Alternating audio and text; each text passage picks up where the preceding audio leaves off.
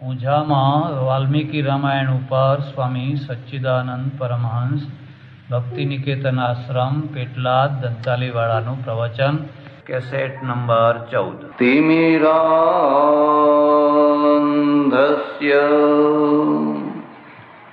જ્ઞાનાંજન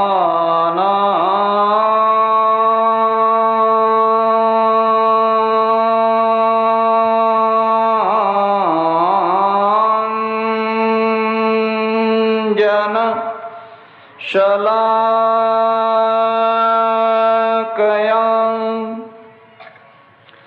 ચક્ષુરુન્મીલિતં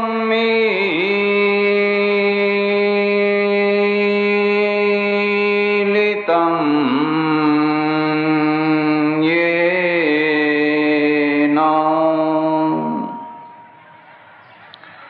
તસ્મૈ શ્રી ગુરવે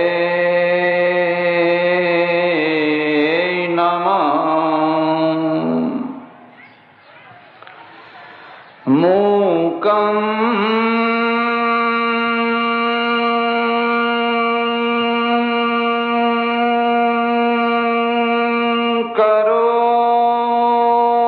કરોતિ વાચાલં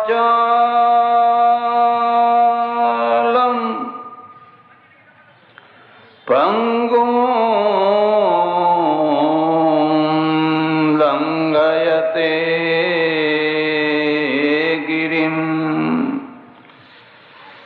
યત્કૃપાતમહં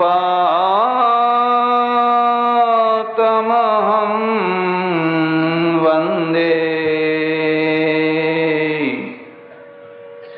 પરમાનંદ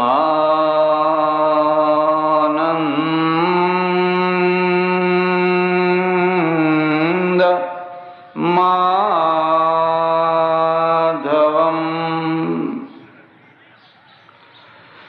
યા દેવી સર્વભૂતેષુ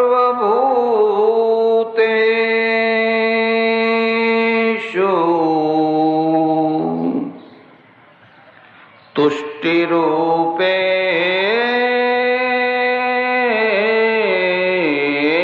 સંસ્થિતા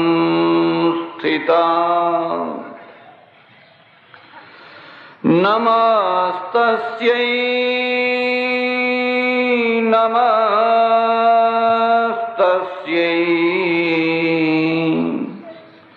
નમસ્તસ્યૈ નમો નમઃ। અંબે માત કી, ઉમિયા માત કી, સદ્ગુરુદેવ કી। નમઃ પાર્વતી પતે હર હર મહાદેવ હર। માતાઓ, બહેનો અને ધર્માભિલાષી સજ્જનો, મહર્ષિ વાલ્મીકી વિરચિત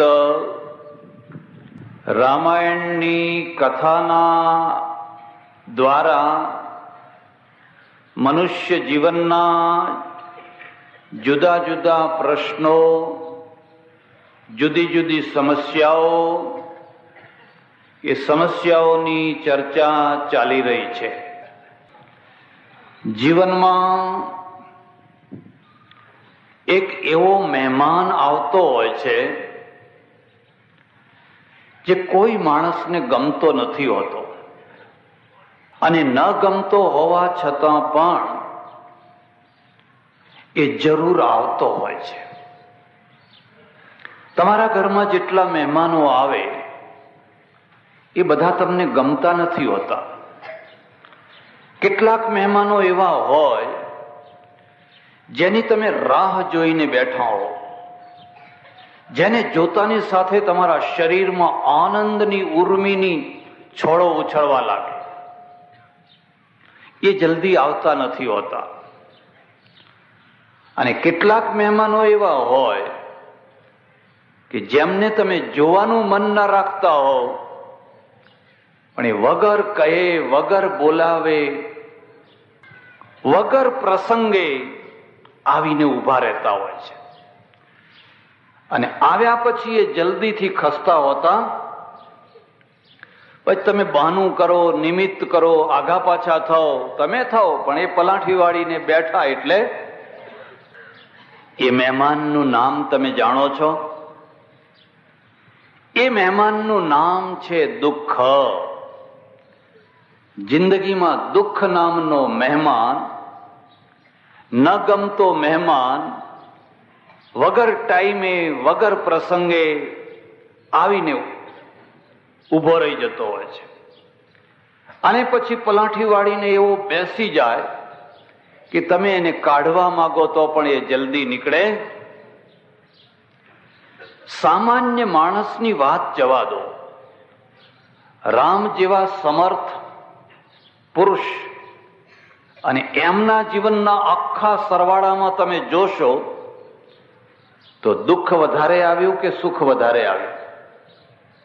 સીતાજી જેવા સમર્થ સતી અને એમના આખા જીવનનો સરવાળો કરીને જોશો તો દુઃખ વધારે આવ્યું કે સુખ વધારે આવ્યું?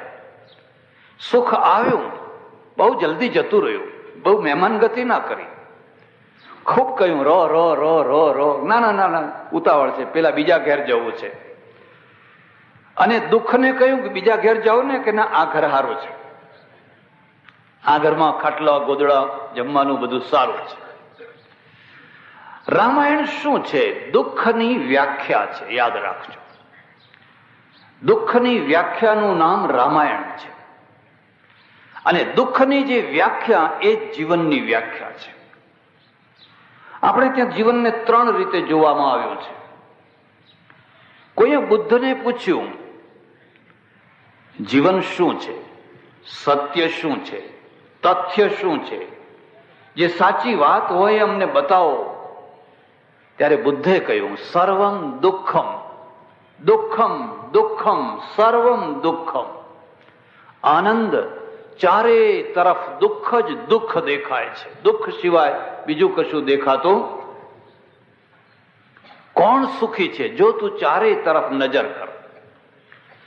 ઈશ્વરે માણસ ઉપર બહુ દયા કરી કે એને અંતર્યામી ન બનાવ્યો.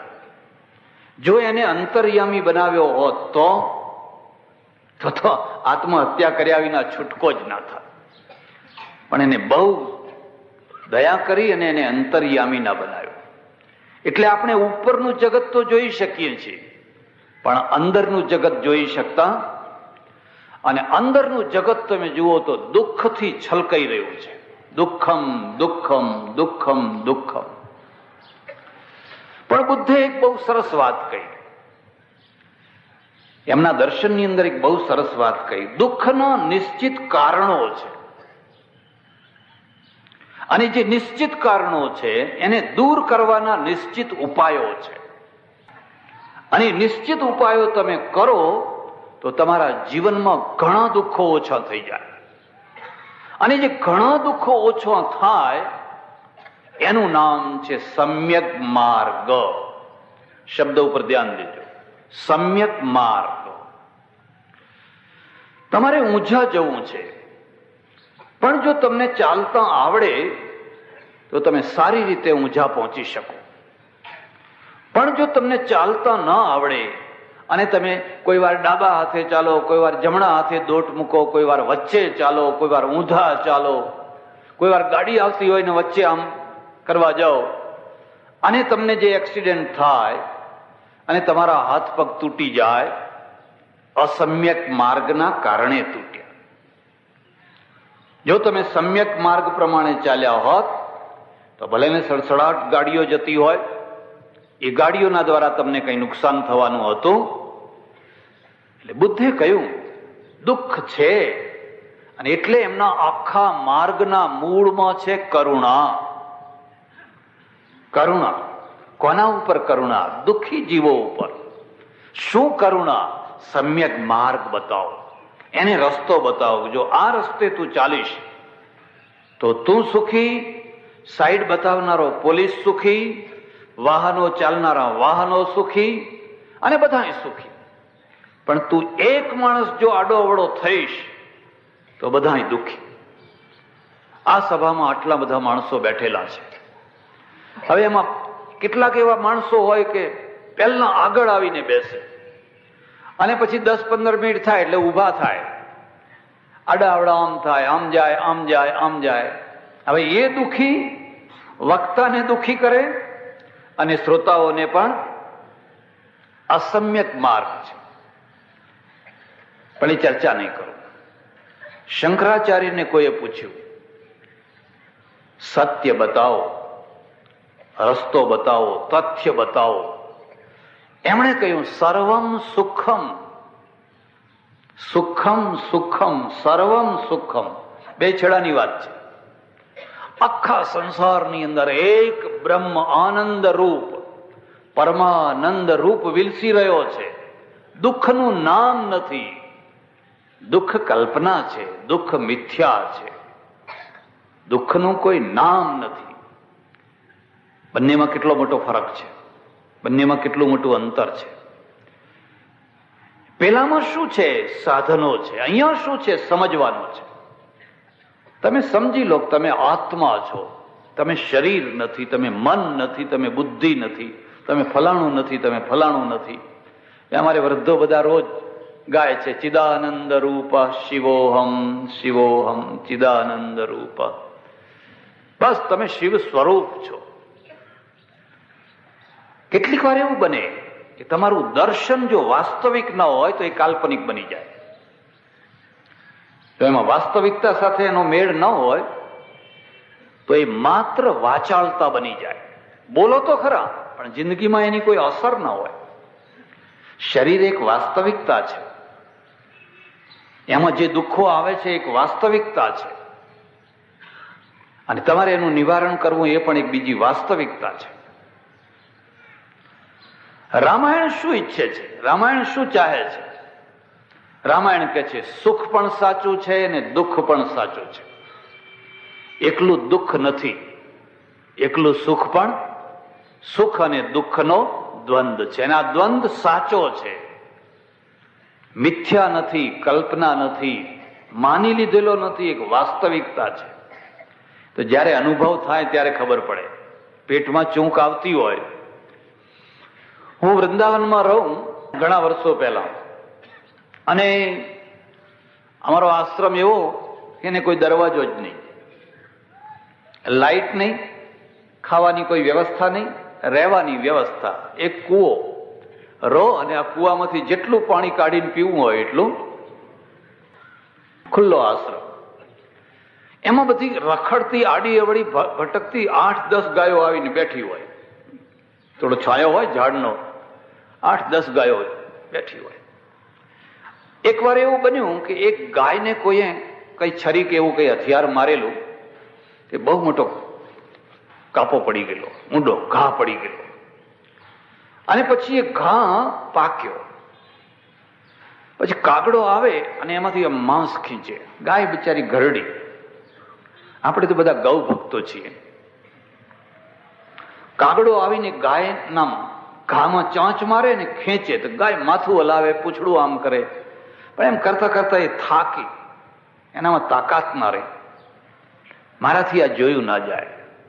એટલે હું જઈને એક માટીનો લૂંદો બનાવું અને ઘા ઉપર મૂકી આવું.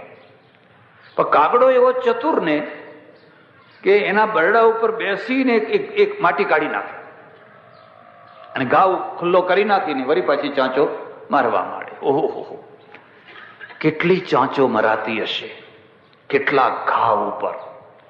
એકલી ગાયના ઘા નહીં, માણસના ઘા ઉપર પણ કેટલાય કાગડાઓ ચાંચો મારતા હશે અને કેટલાય માણસો આમ છટપટાઈ જતા હશે. પછી મને સૂચ્યું કે એમ કરું કે એના ઉપર પાટો બાંધી દઉં મોટો. મારું કપડું હતું એને ફાડ્યું, લાંબુ કર્યું અને પછી માટી ખૂબ જાડી ચોપડી અને આખા શરીર ઉપર પાટો વીંટીને જોરથી બાંધી દીધો.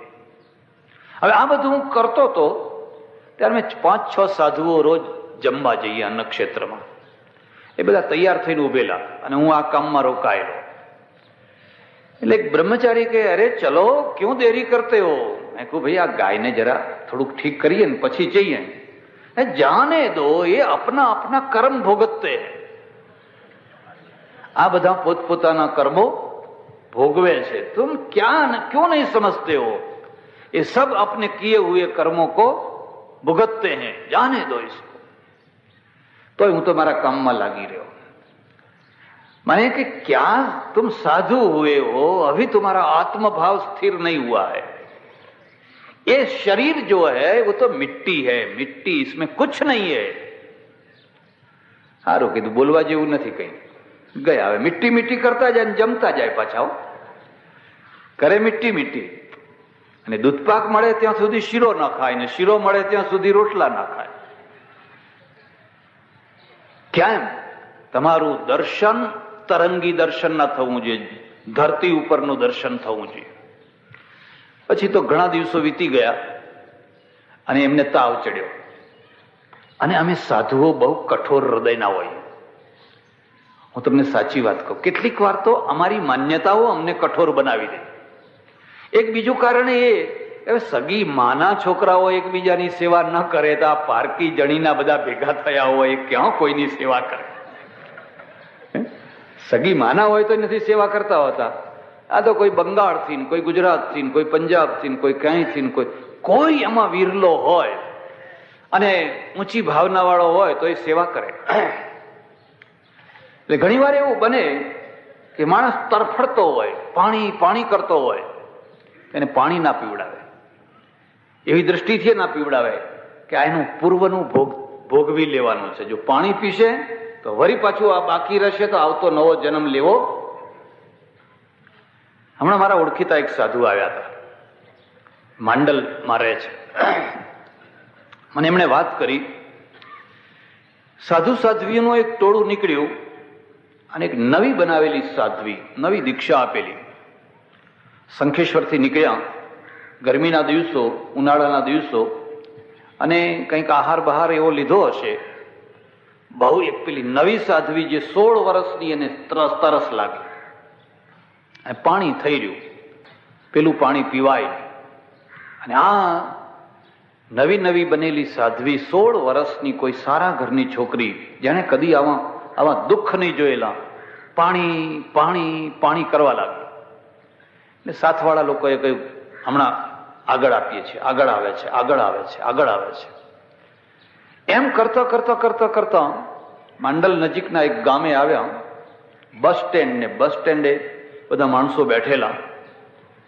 એક પરિવાર, કુટુંબ પોતાનો જગ કાઢીને ગ્લાસથી પાણી પીવે ને આ સાધ્વી એટલા જોરથી દોડી, પાણી પાણી, મરું છું, પાણી. પાછળના લોકો એને પકડી લીધી અને રકઝક ચાલી. પાણી પીવું છે, પાણી પીવું છે, પાણી પીવું છે. પેલા પીવડાવાય તૈયાર.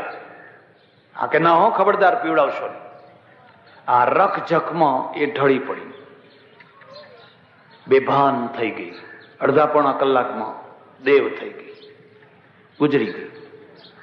હવે ગામમાં થોડા કોંગ્રેસના આગેવાન ને એવા બધા સુધારક માણસો, એમણે કેસ ઉભો કર્યો કે આને મારી નાખવામાં આવી છે, તરસે મારવામાં આવી છે.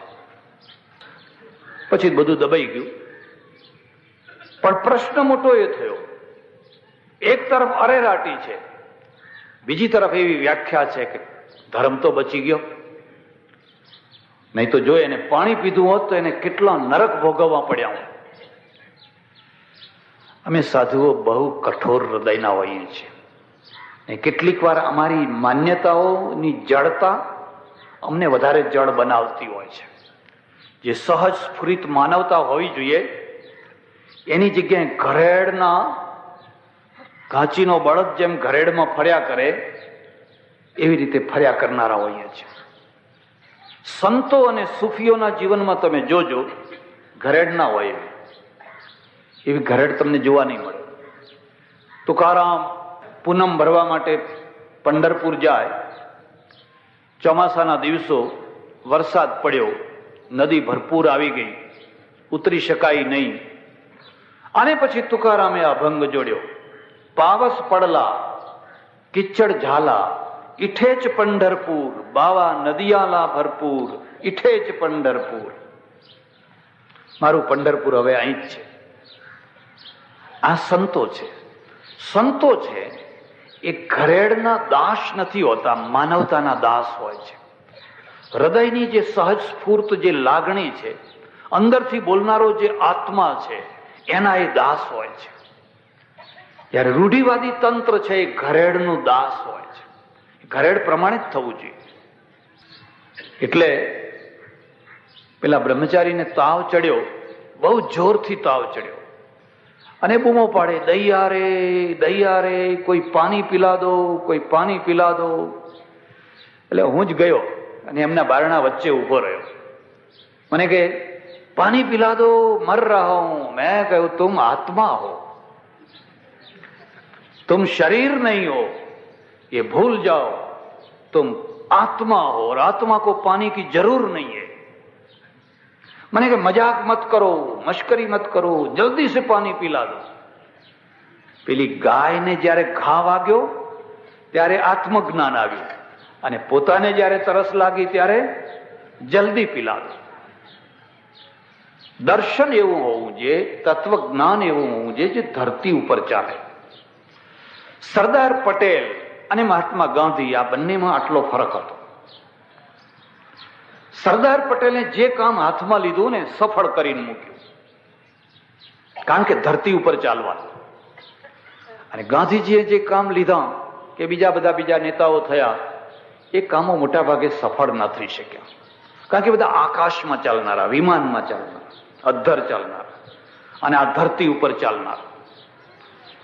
રામાયણ એમ માને છે સુખ એક વાસ્તવિકતા છે, દુઃખ એક વાસ્તવિકતા છે, અને ધર્મ એનું નામ કહેવાય જે તમને સુખનો રસ્તો બતાવે, દુઃખના રસ્તાથી નિવારણ કરી આપે. આટલું કર્યા પછી પણ તમે દુઃખ મુક્ત થઈ જશો એવું માનશો નહીં. સારામાં સારો જ્ઞાની પુરુષ હોય, સારામાં સારો નૈતિક પુરુષ હોય, રામથી વધારે કોણ જ્ઞાની હશે? સીતાથી વધારે કોણ નૈતિક હશે? એને દુઃખ આવે, એને દુઃખ આવે.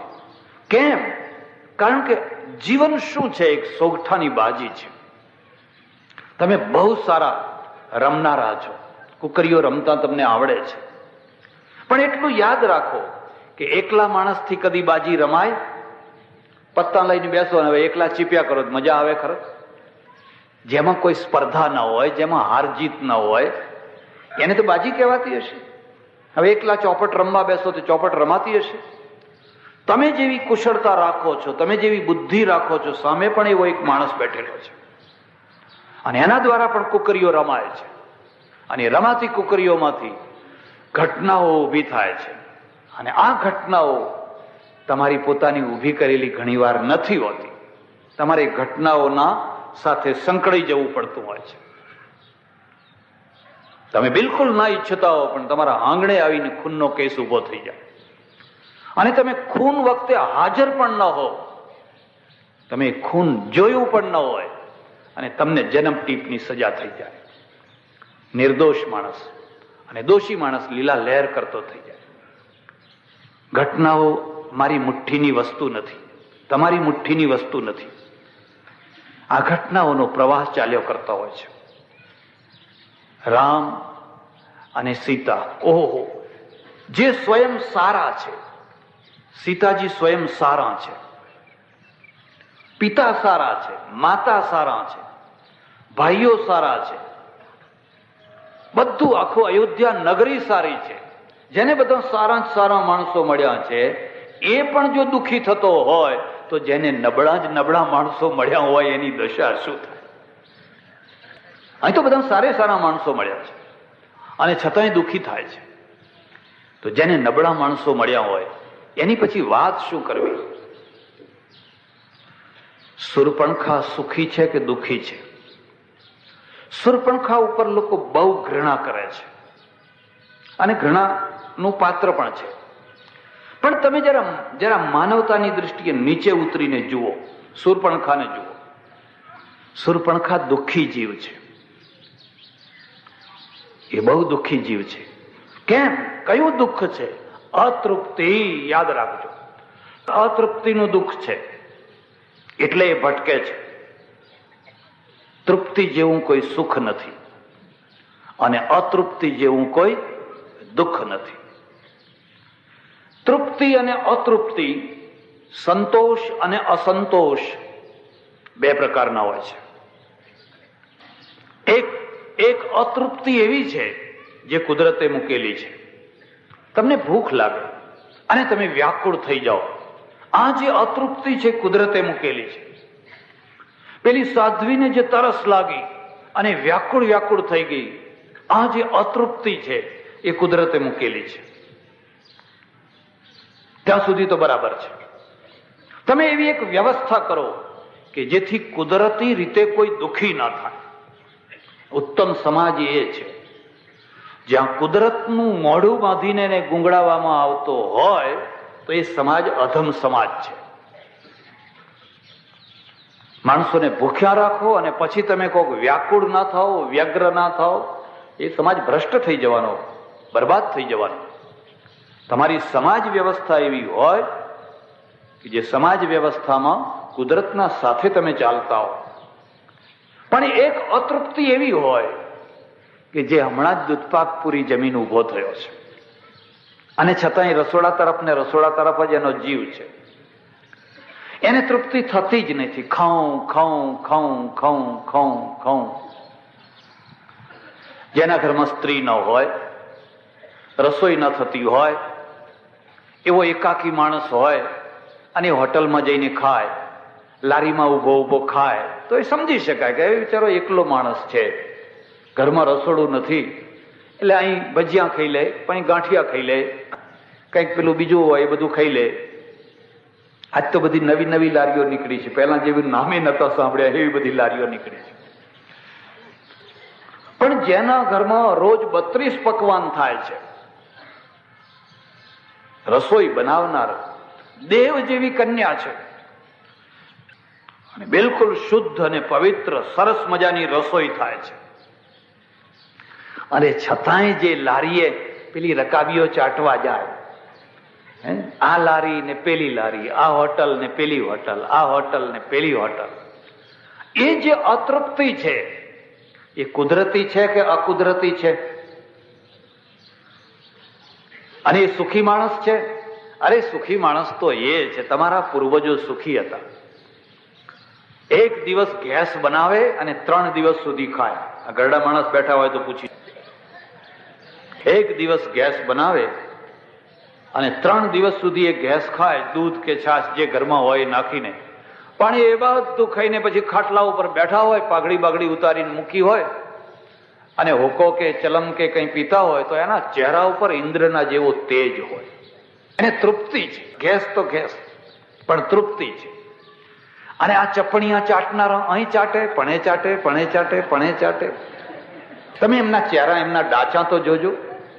અતૃપ્તિના શિકાર જ્યારે જુઓ ત્યારે કોઈ વળી આવીને કે પેલી હોટલ બહુ સારી છે, હો ક્યાંડો ત્યારે ત્યાં હેડો.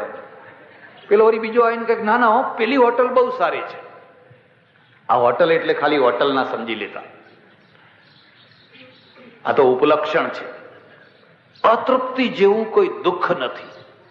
અને અતૃપ્તિ કદી માણસને પલાઠી વાળીને શાંતિથી બેસવા દેતી. અમારે સાધુઓની પણ એ દશા. સવાર હજુ થયું ન હોય અને આમ ગામ સામે નજર રાખીને બેઠા હોય, ચાય કબ આएगी, ચાય કબ આएगी. અરે ચાય આવશે, તું હમણાં ભજન કરને. ના આવે તો હોટલમાં જાય, ઉભા ઉભા ચા પીતા હોય, કારણ એને તૃપ્તિ નથી. અને અતૃપ્તિ એને ભટકાવે છે, રખડાવે છે. બધી અતૃપ્તિઓમાં સૌથી વધુમાં વધુ દુઃખ દેનારી જે અતૃપ્તિ છે ને એ કામની અતૃપ્તિ છે, વાસનાની અતૃપ્તિ છે. એના જેવું કોઈ દુઃખ નહીં. ને શૂર્પણખાને એ દુઃખ લાગુ પડ્યું છે. આપણે બધા શૂર્પણખા ઉપર ઘૃણા તો કરીએ છીએ, પણ જો તમે માનવતાની દૃષ્ટિએ, સાયકોલોજીકલ દૃષ્ટિએ જોશો તો આ એક એવો જીવ છે જે દયા કરવાને પાત્ર છે. સવાર પડે છે અને શણગાર સજીને નીકળી પડે છે. એની અતૃપ્તિ એને ઘરમાં બેસવા નથી દેતી. હું એકવાર એક સ્ટીમરમાં યાત્રા કરું, 9-10 દિવસ સુધી સ્ટીમરમાં રહેવાનું, એટલે કોઈ વાર ઉપર જવું ડેક ઉપર, પણ એ સ્ટીમરમાં ઘણા માણસો, 400-500 માણસો યાત્રા કરે. એમાં એક બેન તમે જુઓ તો જ્યારે જુઓ ત્યારે ડેક ઉપર ને ડેક ઉપર જ હોય. સવારે કપડાં જુદા પહેર્યા હોય, બપોરે જુદા પહેર્યા હોય, 3 વાગે જુદા પહેર્યા હોય, રાત્રે જુદા પહેર્યા હોય. તો હું વિચાર કરું કે આની પેટીમાં કપડાં કેટલા હશે. હવે આપણે તો એક અલ્ફી પહેરી તો એ 4 દાડા ચાલે ને 5 દિવસે ચાલે, અને બદલો તો એમાં કઈ ડિઝાઇન તો બદલાય કે ભાઈ આ ડિઝાઇન લાવો કે પેલી ડિઝાઇન લાવો, અને આને તો બધી જાતની ડિઝાઇનો. અને જ્યારે જુઓ ત્યારે ડેક ઉપર ફરતી હોય. એ ઘૃણાને પાત્ર નથી, એ દયાને પાત્ર છે. એની અતૃપ્તિ એને શાંતિથી પલાઠી વાળીને બેસવા દેતી. જો સ્ત્રીને પોતાના પતિમાં અને પતિને પોતાની પત્નીમાં જો તૃપ્તિ થઈ હોય તો કદી એને ના રાવણ થવું પડે, ના કદી એને શૂર્પણખા થવું પડે. પણ જો એને એવી તૃપ્તિ ન થઈ હોય અને ખોટા મિત્રો મળી ગયા હોય, ખોટો સંગ મળી ગયો હોય, અને હોટલો આ લારી ને પેલી લારી ને આ ખાઓ ને પેલું ખાઓ, તો એ માણસના જેવો દુનિયામાં કોઈ બીજો દુઃખી માણસ, એનું ગળપણ કેવી રીતે જાય, એની પાછલી જિંદગી કેવી રીતે જાય? એ તો દુઃખી થઈ જશે. રામાયણના માધ્યમથી એક શૂર્પણખાનું પાત્ર તમે જોશો, અને પછી એના પરિણામ એને ભોગવવા પડ્યા. અને એ પરિણામના કારણે આખું એક બહુ મોટું યુદ્ધ થયું, અને યુદ્ધમાં લંકાનો નાશ થઈ ગયો, રાવણના વંશનો નાશ થઈ ગયો. મૂળમાં શું હતું? એક સ્ત્રીની અતૃપ્તિ, એક રખડતી ભટકતી સ્ત્રીની અતૃપ્તિ. બીજી તરફ જરા વિચાર કરીએ તો ડાયામાં ડાયા અને શાણામાં શાણા પુરુષના દ્વારા પણ કોઈ વાર નાની મોટી ભૂલ થઈ જતી હોય છે. વાલ્મીકી રામાયણની એ જ ખાસિયત છે. વાલ્મીકી રામાયણ રામને મનુષ્ય માનીને ચાલે છે, અને તુલસી રામાયણ એને બ્રહ્મ માનીને ચાલે છે. એટલે બ્રહ્મ કદી ભૂલ ના કરે, અને ભૂલ કરે તો એને લીલા કહેવાય. અને અહીંયા લીલા નથી, અહીંયા તો માનવીય ચરિત્ર છે. અને એટલા માટે છે કે તમે સમર્થમાં સમર્થ વ્યક્તિ પાસેથી પણ કોઈ વાર આવી નાની મોટી ભૂલો થઈ જતી હોય છે. તમારી જિંદગી જીવવી હોય, તમે ઓફિસમાં કામ કરતા હો, તમે પેઢીમાં કામ કરતા હો, તમે કોઈ પણ જગ્યાએ કામ કરતા હો, આવા પ્રસંગો આવવાના જ છે. ઉત્તમ સ્ત્રી હોય અને નબળા પુરુષનો પ્રસંગ આવવાનો, અને ઉત્તમ પુરુષ હોય અને નબળી સ્ત્રીનો પ્રસંગ આવવાનો.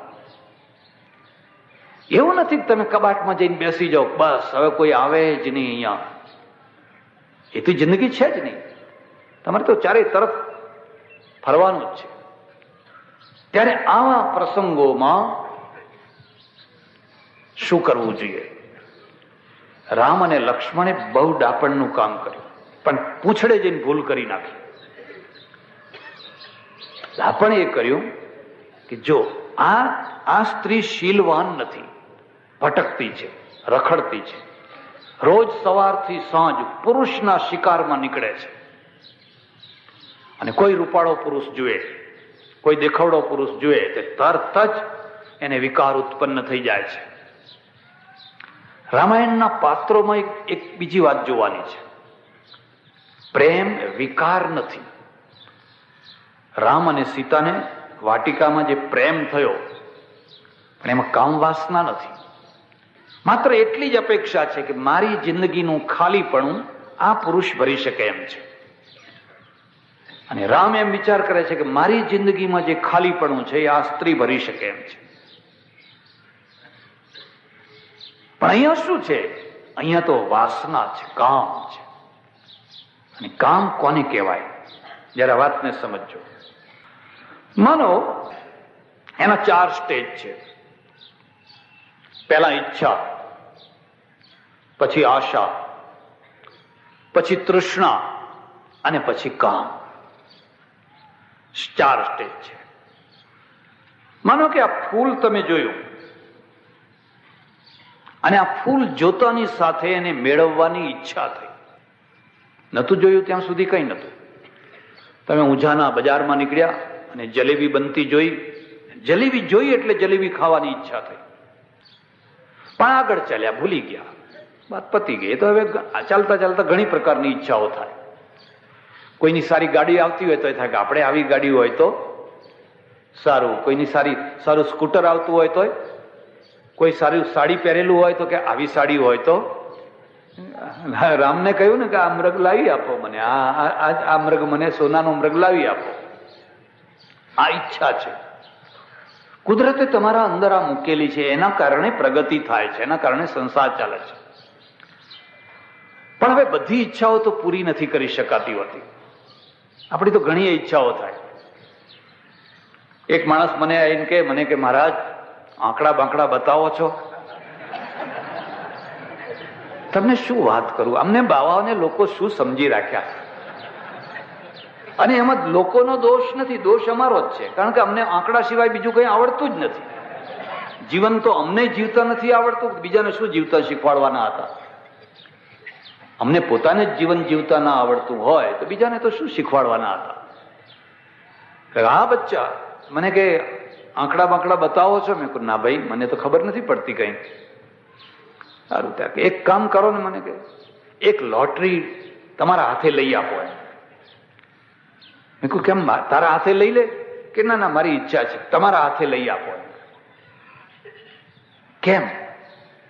મને કે 2 કરોડ રૂપિયા મળે ને બસ. પછી એના ચહેરો બેરો એ બોલે તો આમ જુઓ ને જાણે 2 કરોડ મળી ના ગયા હોય. હવે મારે ઉપાધિ, પછી જો મળે તોય ઉપાધિ ને ના મળે તોય. જો મળે તો એ બધાને કહેતો ફરે કે આમ મહારાજે હાથ અડાડ્યો એટલે આ લોટરી લાગીને. પછી જે હોય આવે મારી પાસે, મહારાજે હાથ અડાડજો જરા. જે હોય, ના ના આટલો હાથ તો અડાડવો પડશે. અને જો ના મળે કે મહારાજમાં કઈ હાચ નથી, હો આ તો ઠીક છે, હવે કઈ મહારાજમાં કઈ શું હાચ. હવે 2 રીતે ઉપાધિ. આ મૂર્ખાઓની પાસે આમે સુખ નહીં અને આમે સુખ નહીં. હા, મૂર્ખાઓની પાસે સુખ કોને થાય? જેને ચોટી કાપતા આવડતી હોય, હજામત કરતા આવડતી હોય, છોલે રાખે બરાબર. એવી શરત કરે કે જો ભાઈ 2 કરોડ રૂપિયાની લોટરી લાગે તો અડધા મારા અને અડધા તારા. આમાં કેવું છે કે મૂડી એની ને ફાયદો આપણો. આવા ઘણા લોકો કરતા હોય છે. એટલે રામ છે એ પહેલા ઈચ્છા થાય, આ ફૂલ જોઈએ, આ ફૂલ જોઈએ, ઈચ્છા. પણ પૂરી ના થઈ ઈચ્છા. એટલે એમાંથી આશા બંધાઈ. આજે જલેબી નહીં ખાવું તો કાલે ખાઈશ, કાલે નહીં ખાવું તો પરમ દિવસે ખાઈશ, મહિને પગાર થશે તે દિવસે ખાઈશ. અને પછી મહિને જયારે પગાર થવાનો છે, પૈસા હાથમાં આવવાનો છે, એ દિવસની એને આશા બંધાય છે. બસ.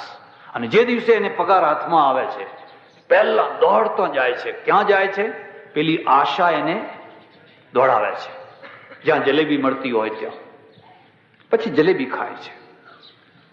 આ બીજું સ્ટેજ છે. ઈચ્છાનું વધારે દ્રઢીકરણ થાય ત્યારે આશા. પણ માનો કે મહિને પગાર ના આવ્યો અને પગાર, બધી ચીજો કઈ પગારથી મળતી નથી હોતી. કેટલીક ચીજો એવી હોય છે કે તમે તમારા હદ બહારની કલ્પનાઓ કરીને બેઠા હો. હદ બહારની. 2-3 વર્ષ પહેલા મારે ત્યાં એક બ્રાહ્મણ આવ્યા. મને કે મહારાજ દુખી થઈ ગયો છું. મેં કહ્યું શું છે કહો.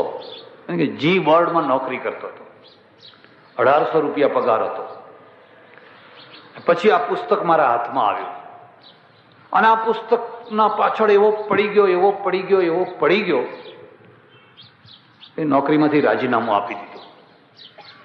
અને હવે મારી દશા એ છે કે ઘરમાં અનાજ ખાવાનું રહ્યું, બૈરા છોકરા બધા અત્યારે ભૂખે મરે છે.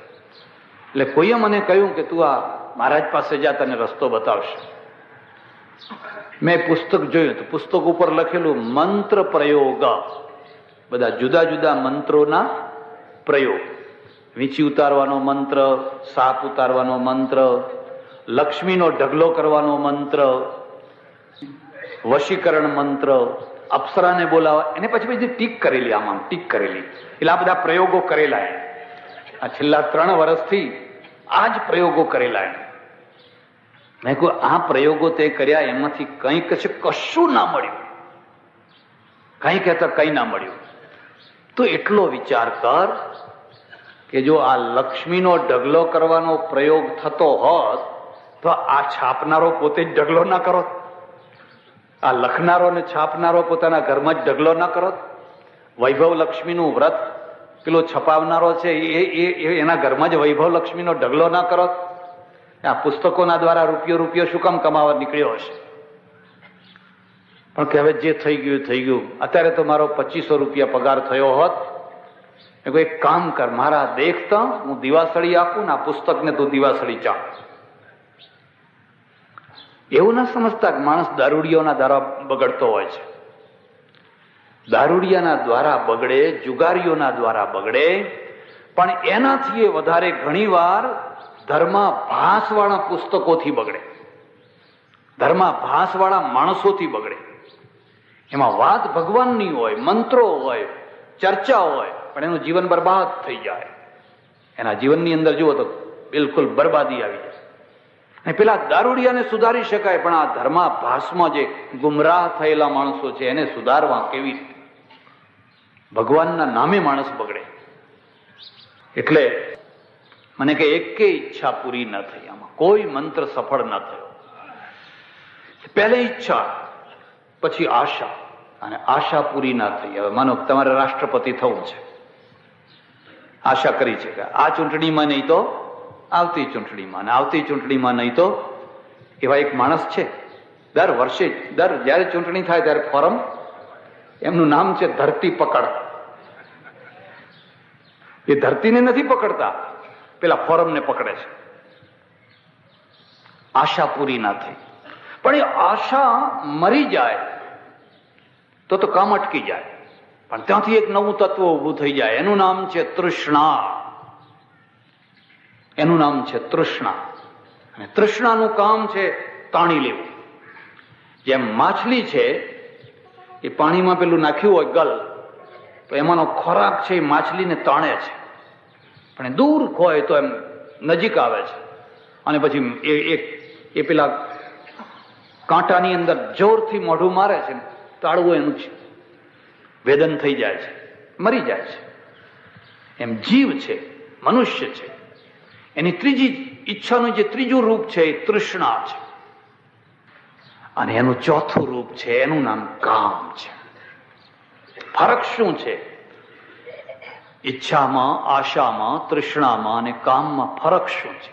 કામ જયારે ચોથી કક્ષાએ ઈચ્છા પહોંચે ત્યારે આ ફૂલ મારે જોઈએ જોઈએ જોઈએ જોઈએ, હમણાં જ જોઈએ, કાલે નહીં, પરમ દિવસે નહીં, પગાર થાય ત્યારે નહીં, પછી નહીં, હમણાં જ જોઈશે. જે સમયની ધીરજ ન રાખી શકે એનું નામ કામ કહેવાય.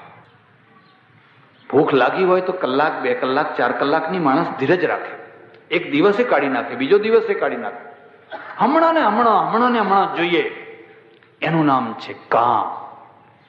અને આ જે શૂર્પણખા છે એ ભૂખથી નથી પીડાતી, તરસથી નથી પીડાતી, અતૃપ્તિથી પીડાય છે. અને કઈ અતૃપ્તિ? તો રાજાની બેન છે, એના ઘરમાં ઐશ્વર્યનો ઢગલો છે, અને ઐશ્વર્યનો ઢગલો છે એટલે એક જ અતૃપ્તિ છે, બાકી બધું તો ખૂબ છે. અને અતૃપ્તિ એને શાંતિથી બેસવા નથી દેતી, ઊંઘવા નથી દેતી, અને એને તરત જ પ્રસ્તાવ રાખી દીધો. નહીં તો સ્ત્રીમાં થોડીક શરમ હોય, મર્યાદા હોય, અને આ તો તરત જ પ્રસ્તાવ રાખી દીધો. અને એ પ્રસ્તાવના દ્વારા રામને, લક્ષ્મણને ખ્યાલ આવી ગયો કે આ હરાડું ઢોર છે, અને હરાડા ઢોર ઉપર ભરોસો કરાય? એને તમે રાત્રે છોડો કે ખીલેથી છોડો એટલે એના ઉપર ભરોસો કરાય ખરો? કે આ હરાડું ઢોર કોઈના ખેતરમાં નહીં જાય એવો ભરોસો કરી શકાય ખરો? એ તો છૂટશે એવું સીધું કોઈના ખેતરમાં જ જવાનું છે. અને જેણે ઘરમાં હરાડું ઢોર બાંધ્યું હોય એની દશા કેવી હોય વિચાર કરો. બંધાઈ ગયું, જાણતા અજાણતા ભૂલે ચૂકે. હવે રડો, આખી જિંદગી પોકે ને પોકે. રામાયણ શું છે? તમારી કથા છે, આપણી કથા છે, આપણા જીવનની કથા છે. આ કથા શું કામ કરે છે? હડકવાને ઓછો કરે છે. કેટલાક સંઘ એવા હોય કે હડકવાને વધારી મૂકે કે ના વધારી મૂકે. દોડતા હોય ને ઢાળ આપે, દોડતા હોય એને ઢાળ આપે. મહારાજ કે અરે રજનીશનો સિદ્ધાંત સમજવા જાણવા જેવો છે. અને આ આટલા 1000 વર્ષ પછી પણ આ મટતું કેમ નથી? મેળો એક દિવસનો હોય, રોજ મેળો હોય. તમે એક દિવસ મેળામાં જઈને ચકડોળ ઉપર ચડો, આમ કરો તેમ કરો, પણ રોજ તો ઘર હોય. આ રોજનું ઘર છે, આ રોજનું 360 દિવસ ચાલે એવું આ ઘર છે. અને પેલો શું છે? એ તો મેળો છે. અમારે એક પંડિત હતા બિહાર, મૈથિલી પંડિત. એમને પત્ની અને એક વિધવા બેન. હવે મેળો ભરાય, મેળો ભરાય એટલે પેલા રોજ પાછળ પડે. મેળો ભરાય છે, અમને મેળે લઈ જાઓ, અમને મેળે લઈ જાઓ, અમને મેળે લઈ જાઓ. પેલા પંડિતે કહ્યું, અરે મેળામાં શું કરવું છે? માણસો ભેગા થાય. ના, એ તો માને જ નહીં. લઈ જાઓ, લઈ જાઓ, લઈ જાઓ. બહુ આગ્રહ કર્યો બેયને કે તૈયાર થાઓ. ભાઈ સરસ મજાના કપડા બપડા પહેરીને બે તૈયાર થયા. આ પંડિત છે ને એ બેયના વચ્ચે પેસીને કુણીઓ મારવા માંડ્યો. એકને આમ મારે ને બીજાને આમ મારે, જોર જોરથી. અરે અરે આ શું કરો છો? કે આપણે મેળો કરીએ છીએ. ત્યાં જઈને બીજા પુરુષોની કુણીઓ ખાઓ એના કરતા મારી જ ખાઈ લો નહીં ઘરમાં તમે. કે ના, ઘરની કુણીઓ સારી ના લાગે. અહીંથી નીકળે ત્યારે તમે જોજો, આ બહેનોને ગમે એટલું સમજાવીએ, થોડીક ધીરજ રાખો, 5 મિનિટ ધીરજ રાખો, 2 મિનિટ ધીરજ રાખો. કેમ? પેલી કુણીઓ ખાવી છે, આમ ને આમ ને આમ. અરે ધીરજ રાખો. ઘણા લોકો તો એવા હોય કે હજુ કથાને 5 મિનિટ બાકી હોય ને ઉભા થાવ, આખું બધું ડખોડાઈ જાય. કેમ? આસન સે મત ડોલ રે તો હે પિયા મિલે, સુન્ન મંદિર મેં દીપ જલત હે. કબીર, અરે કબીર એટલે કબીર ગજબનો માણસ છે. સુન્ન મંદિર મેં દીપ જલત હે, અનહદ બાજત ઢોલ રે તો હે પિયા મિલે.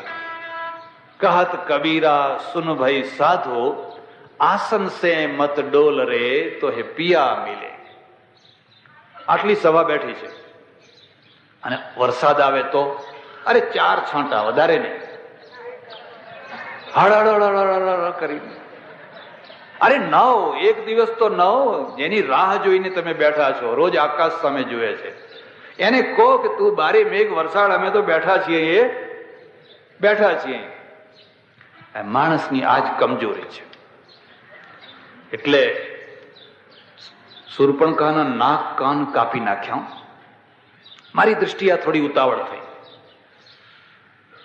આ કરવાની જરૂર નથી, એને ધક્કા મારીને કાઢી મૂકવાની જરૂર હતી. પછી આપણે અર્થઘટન કરીએ કે ભાઈ રાક્ષસોનો નાશ કરવો તો, ફલાણું કરવું હતું, ફલાણું કરવું હતું. એ વાત જુદી છે, પણ એટલું તો કહેવું પડશે. અને અમારે ત્યાં રાજનીતિમાં લખેલું છે કે બળવાન માણસોને વગર કારણે દુશ્મન ન બનાવવા. જે શક્તિશાળી લોકો હોય તમે એને નહીં પહોંચી શકો, શું કામ દુશ્મન બનાવો છો? અને બનાવવા હોય તો પહેલા પહોંચી વળવાની તાકાત છે કે નહીં એનો વિચાર કરી જુઓ. પછી ખર આવ્યા, દૂષણ આવ્યો, આખું લશ્કર કપાઈ ગયું, ખેદાન મેદાન થઈ ગયું. કાલની કથામાં તમે સાંભળ્યું હશે, રાવણ પછી મારીચને લઈને મૃગનું રૂપ ધારણ કરાવ્યું અને સીતાજીનું હરણ કર્યું. અહીંયા તુલસી રામાયણ અને વાલ્મીકી રામાયણમાં એક બહુ મોટો મુદ્દાનો ભેદ છે.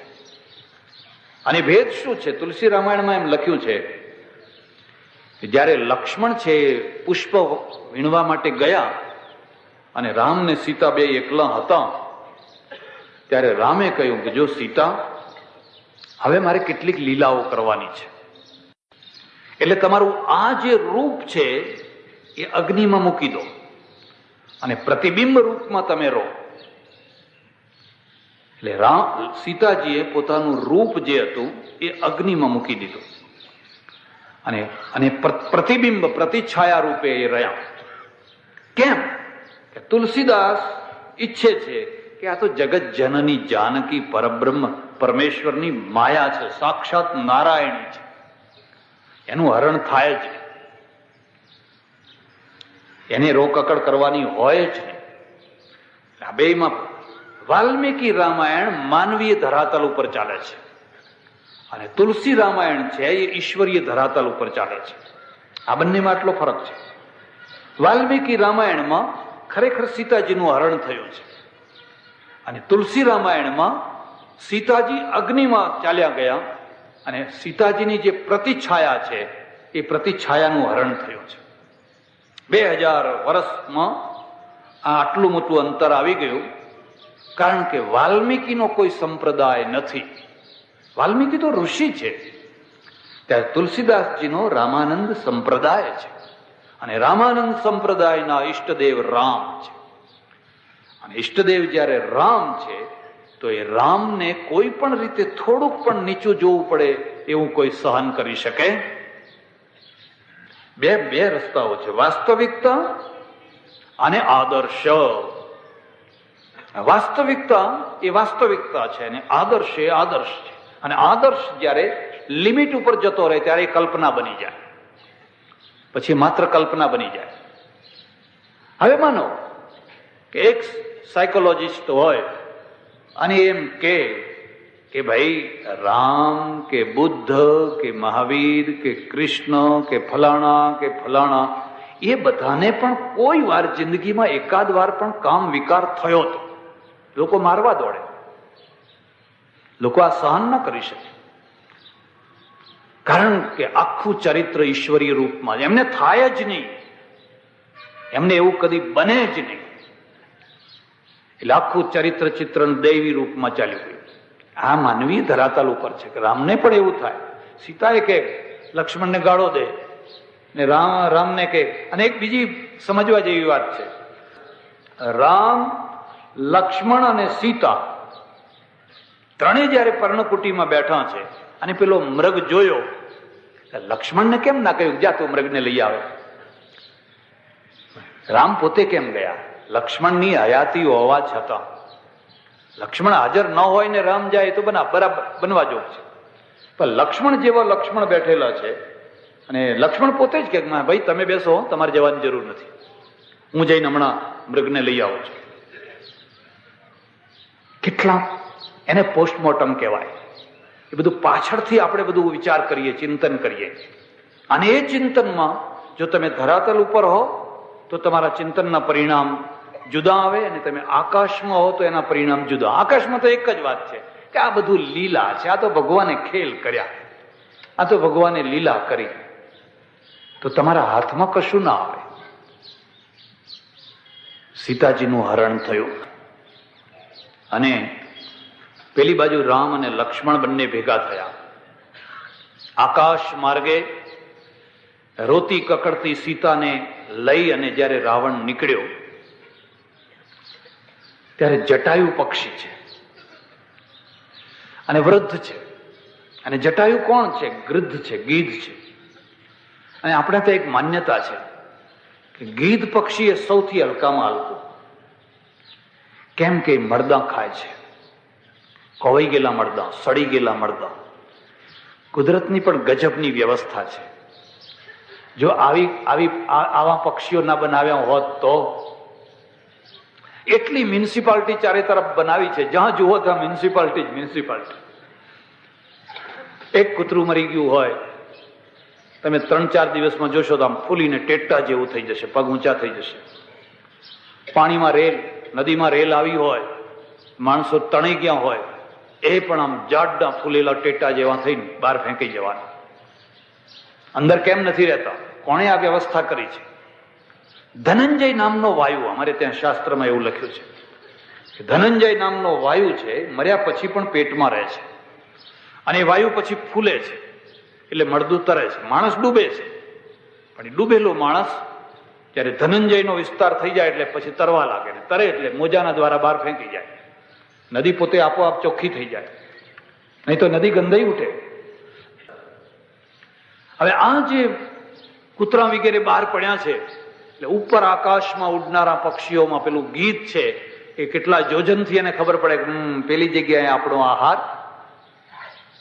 આપણું નાક ફાટી જતું હોય, દુર્ગંધ મારતી હોય, અને એને એમ થતું હોય કે આજ સારામાં સારો ભંડારો કર્યો છો, આજ દૂધપાકપુરીનો ભંડારો, હલકામાં હલકું, નીચમાં નીચ એમ કહેવાય.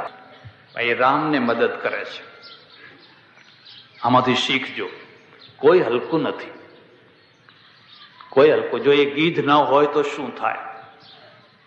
ગીધની જરૂર છે. એ છે તો તમે આ દુર્ગંધમાંથી બચી શકો છો. અને દુર્ગંધ તો આપણે જ ફેલાવીએ છીએ. માણસ સિવાય બીજું કોઈ દુર્ગંધ ફેલાવે છે? આટલા મોટા જંગલમાં જઈને જુઓ, મ્યુનિસિપાલિટીની જરૂર નહીં, ચોખ્ખું બધું, આખું જંગલ ચોખ્ખું. પણ માણસો જ્યાં રહેતા હતા હોય જઈને જુઓ, બસ ઢગલા ઢગલા, નાક ફાટી જાય એવી દુર્ગંધ. એ જટાયુ પક્ષી એ રામને મળેલું ને એને કહેલું, હું તમે જયારે લક્ષ્મણને બે બહાર હશો ત્યારે સીતાજીનું હું રક્ષણ કરીશ. રામાયણમાંથી એક એ પણ શીખવાનું છે, એવી જગ્યાએ કદી ના રહેવું જ્યાં સ્ત્રીઓની રક્ષા સુરક્ષિત ન હોય. એવા મહોલ્લામાં ના રહેવું, એવા પડોશીઓમાં ના રહેવું કે તમે ફેક્ટરીમાં ગયા હો, દુકાને ગયા હો, પેઢીએ ગયા હો ને તમારો શ્વાસ અધ્ધર રહે. એવા મહોલ્લામાં ના રહેવું.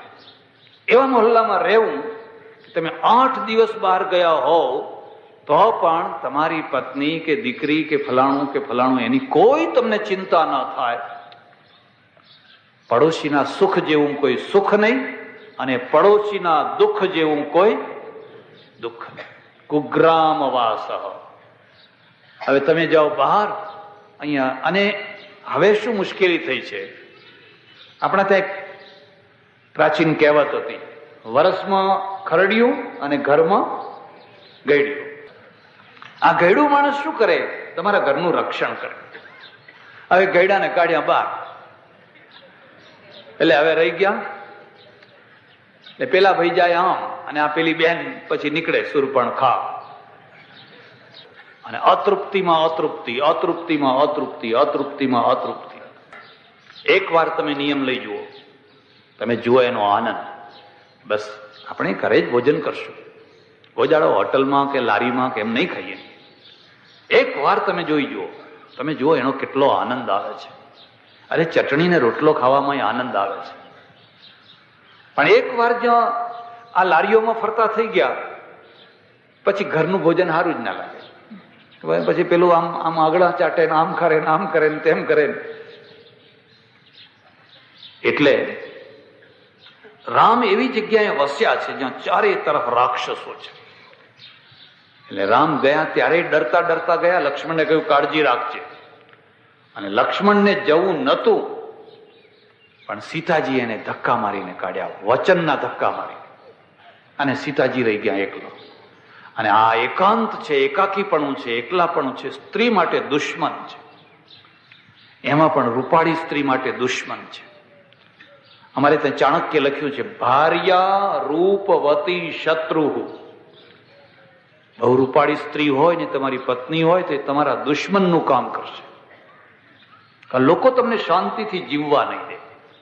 રાવણ મર્યો નથી, રાવણ આજે જીવે છે, ગામે ગામ જીવે છે, ચારે તરફ જીવે છે.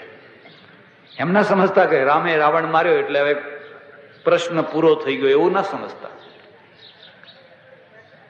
રામ ઓછા થઈ ગયા છે, રાવણ વધી ગયા છે. રામ તો કોક ભાગ્યે જ કોઈ જોવા મળે, બાકી જ્યાં જુઓ ત્યાં 10 માથાવાળા, 10 માથાવાળા, 10 માથાવાળા. એટલે પેલા જટાયુ છે ને એ ગીધ છે. હું તમને સલાહ આપું છું, તમારા બંગલા આગળ, તમારા ઘર આગળ આવો એક વૃદ્ધ માણસ, એક જાતવાન માણસ, એક ખાનદાન માણસ, ભલે ગરીબ હોય, ભલે અભણ હોય, ભલે 2 રોટલા ખાતો હોય, તમારો પૈસો આટલો બધો છે, એવો એક માણસ રાખજો. એ માણસ તમને મદદ કરશે, તમારું રક્ષણ કરશે. અને આ જટાયુ છે ને એ બહાર ઝાડ ઉપર બેસી રહેતો. એણે જોયું કે આ તો સીતાજીને ઉપાડીને રથ ચાલ્યો, અને પછી એને માર્યો ઝપાટ. અને જટાયુ ઓળખે છે કે આ રાવણ છે. પછી તો રાવણ અને જટાયુનું યુદ્ધ થયું. રાવણ બળવાન છે, સશક્ત છે.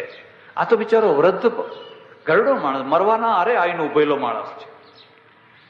એક બીજી વાત પણ યાદ રાખજો, મૃત્યુ આવે એના પહેલા તમારા મનમાં કદી મરવાના કોઈ વિચારો આવ્યા છે? કે માનો કે આપણે મરવું હોય તો કેવી રીતે મરવું?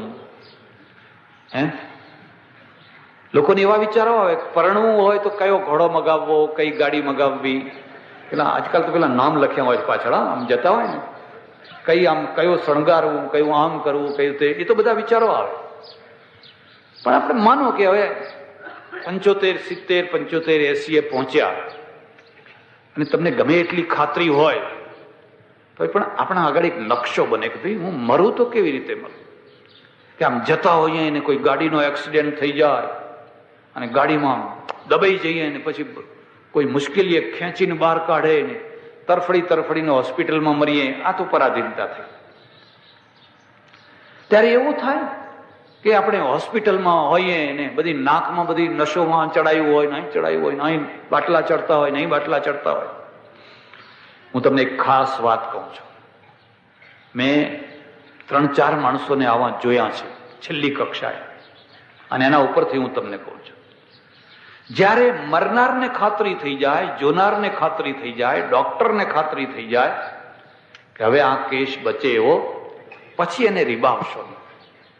આ તો છેલ્લી ઘડી સુધી અહીં ઓક્સિજન જતો હોય ને, અહીં ગ્લુકોઝ જતો હોય ને, અહીં ફલાણું જતું હોય ને, પેલો કાર્ડિયોગ્રામ લેવાતો હોય ને, અરે બસ એને હવે રીબાવો બંધ કરો. હવે એને ઘેર લઈ જાઓ, ગંગાજળ મૂકો, દીવો કરો, એને એના છોકરા જોવા દો, એના બધાના ઉપર જરા વાતચીત કરવા દો. અને આ મુશ્કેલી એવી કે આ જયારે બધું કર્યું હોય ત્યારે કોઈ નજીક ના જવા દે. એટલે મરતી વખતે એનું કોઈ હગું માણસ હાજર જ ના હોય. મરે ત્યારે ખબર આપે કે હવે દેવ થયા, કદી આવી ભૂલ ના કરશો. અને મને સારા ડોક્ટરોએ કહ્યું છે કે આ જે ઓક્સિજન ને એ બધું અમે છેલ્લી કક્ષાનું ચડાવીએ છીએ, 90% દર્દીઓ એમાં ફેલ જ હોય છે. 10% બહુ તો બચી જાય. બાકી 90% તો મરવાના જ છે. હવે મરવાના જ છે તો પછી એને ઘેર લાવીને શાંતિથી પથારીમાં ભગવાનનું નામ લેતા લેતા એને મરવા દો, એના પરિવાર વચ્ચે મરવા દો, એના કુટુંબ વચ્ચે મરવા દો. શું કામ રીબાવો છો? પણ સમાજ આવીને ઉભો રહે, એ પૈસા ના ખર્ચવા પડે એટલે ઘેર લઈ આવ્યા, એને લોભ લાગ્યો એટલે પછી, બાકી આ બચી જવાના હતા. એમાંય પાછા પિયરિયું હોય ને સાસરિયું હોય તો પિયરિયા વાળા કહે કે અમારી દીકરી બચવાની હતી પણ તમે ઉતાવળ કરી દીધી. કોઈની પરવા કર્યા વિના મરતા માણસને શાંતિથી મરવા દેજો. તમે કહેજો કોજાડો મારા નાકોમાં આમ ચડાવો ને અહીં બંધ કરી દો ને આવું કરી દો ને, આપણે દૃશ્ય જોઈને જ દયા આવે. એને જીવવા તો ના દીધો, હવે મરવા તો દો શાંતિથી. તમે કલ્પના કરી શકો છો કે મૃત્યુ થાય તો કેવું આદર્શ કલ્પના થાય. એક સૈનિક હોય અને મિલિટરીમાં દાખલ થયો હોય અને એના મનમાં એક જ કલ્પના આવતી હોય કે મરું તો રણયુદ્ધમાં મરું, ગોળીઓથી મારું શરીર છાલની થઈ ગયું, અને સામેથી ધડાકા થતા હોય ને હું 5-25 ને લઈને મરું, તો એમ સમજો કે એની ડ્યુટીને ઉજ્જવળ કરી નાખશે. હવે એવો વિચાર કરે કે આવું થાય ત્યારે આપણે હંતાઈ જવું, ભાગી જવું. જાય પેલા ઉતાવળિયા હોય મરે. કાઠિયાવાડમાં પહેલા છે ને બારવટિયા ચડી આવે ગામ લૂંટવા માટે, અને એટલે જયારે બારવટિયા ચડી આવે ને એટલે પેલો બુંગીઓ ઢોલ વાગે, ધડમ ધડમ ધડમ ધડમ. એટલે ગામમાં જે સુરાપુરા હોય ને, જેના હાથમાં જે આવે એ બધા લઈને નીકળે, એને ધીંગાણું કહેવાય. આવા બારવટિયા ચડી આવ્યા અને આખા ગામમાં ઢોલ વાગ્યો. ગામમાં બધા જે જુવાનિયા હતા, બધા હાથમાં જે આવ્યું હથિયાર એ લઈને બહાર નીકળ્યા. પણ એક દરબાર ના નીકળે. એ દરબારની પત્ની એને કહે કે તમે પણ આખું ગામ ગયું, તમે જાઓ ને. હવે કે હું એકલો નહીં જઉં તો એમાં શું ખોટ પડવાની હતી, આખું ગામ તો ગયું જ છે ને. એક એક એક વધારે હોય તો શું ને એક ઓછો હોય તો શું? બીજું કઈ નહીં. એમ કે હું પાણી ભરવા જઈશ તો મારી બહેનપણીઓ મને મેણું મારશે કે આ બાયલાની વહુ આવી. અહીંથી પાણી ઉત્પન્ન થાય છે.